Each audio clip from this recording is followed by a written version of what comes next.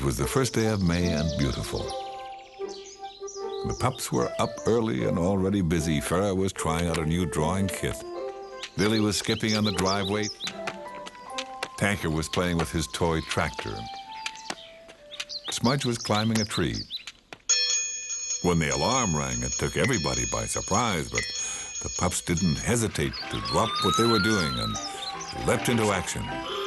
It was a real emergency because Morgenstein the mole was lost and needed to be found. He was last seen near the tulip patch.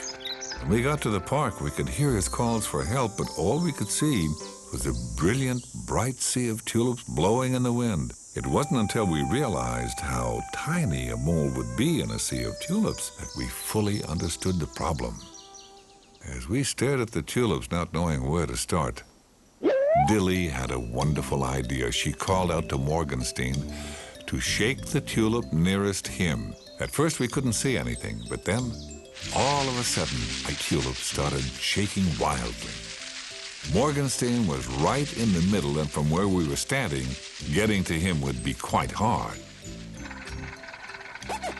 The pups and I huddled and we thought about how we could get there without crushing the tulips. Then Tanker had a plan. What if we took one of the long poles, attached a basket and a string to the end of it, and held it out over the tulips? We could slowly let it down where Morgenstein would see it, and he could climb in. Then we could lift him out. Everybody cheered except for Morgenstein because he didn't know what was happening. The pups loved Tanker's idea and immediately set to work. Farah found the cup we used for drinking water when we got thirsty on the job. Smudge attached the handle of the cup to a piece of string, and then Tanker attached that to our pole. All four pups held on to one end and slowly moved the cup to the shaking tulip. As they lowered the cup, they heard the tiniest yippee from Morgenstein, who then jumped into it with glee. When they lifted him out, Morgenstein looked at the tops of the flowers. He could see where he was and where he was going, and realized that he wasn't very lost after all. When he got to us, he was very thankful to be out of the tulip maze. They were all different colors, but when he was underneath them, the tulips all looked the same. After thanking us, Morgenstein hurried on his way.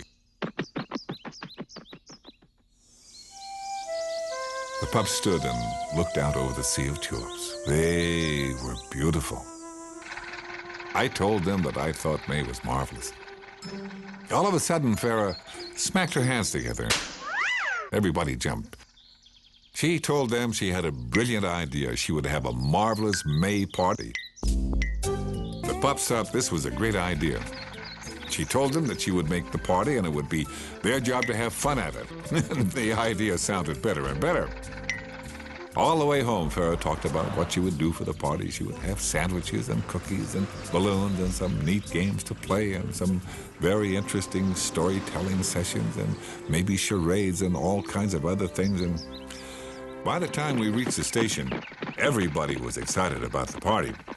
Farah set to work right away. The others waited outside. Farah made sandwiches and put some cookies on a plate. The others wondered when the party would be ready.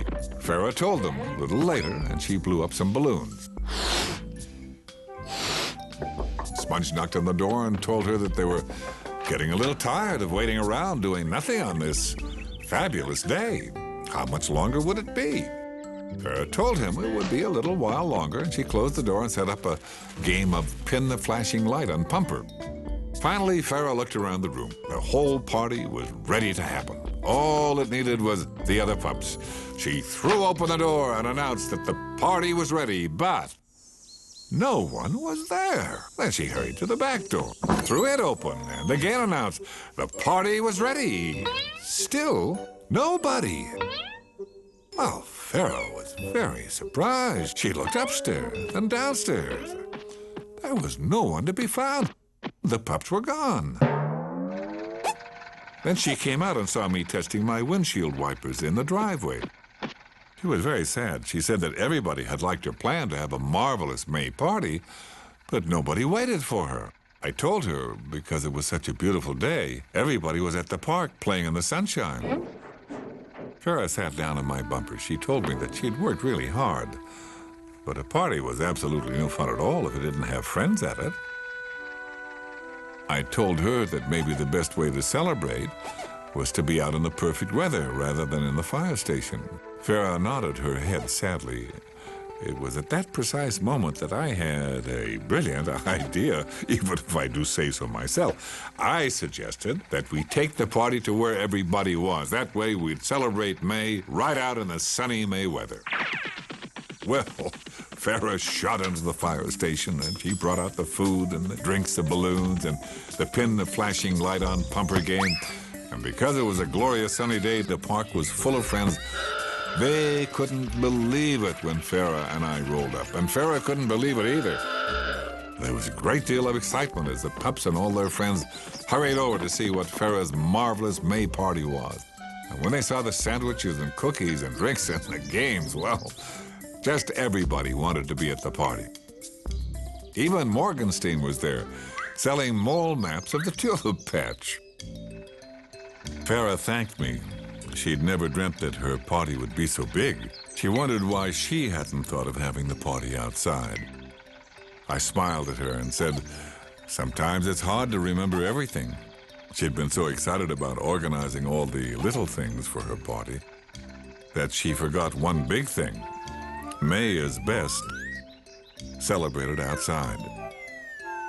And I know if you take your time, it will be easier for you to remember the big things and the little ones, too. Here's some things that are fun to do. Fun for the friends who play with you. Fun for a bunch or just for two. Fun for me and fun for you. Like building a snowman. Start by making 2 big balls of snow. Face and arms. It may look like someone you know.